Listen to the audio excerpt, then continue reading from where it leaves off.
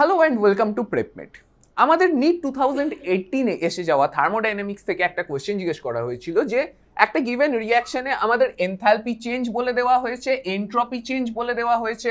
জিজ্ঞেস করেছে রিয়াকশনটা কখন স্পন্টেনিয়াস হবে, মানে কোন টেম্পারেচারে গিয়ে সেটা স্পন্টেনিয়াস হতে পারে।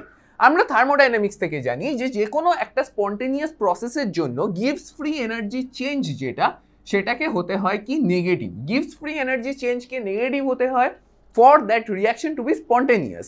গিভস ফ্রি এনার্জির ফর্মুলা আমরা কি জানি, ডেল্টা জি। আমরা জানি যে delta H minus T delta S. এবার যদি এইটাকে নেগেটিভ হতে হয়, এই এন্টায়ার ভ্যালুটাকে নেগেটিভ হতে গেলে আমি তাহলে বলতে পারি কি যে আমার ডেল্টা এইচটা should be less than T delta S, or in other words delta H by delta S সেটা কম হতে হবে কি না টেম্পারেচারের থেকে।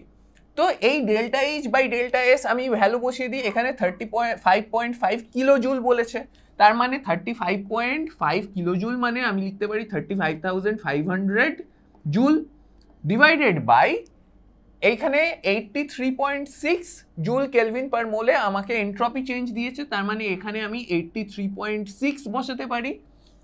এইখানে joule kelvin per mole and এটা জুল পার মোল। তো যদি সেইটাই হয় সেই ক্ষেত্রে আমার তাহলে ভ্যালুটা আসবে 424.6 সামথিং।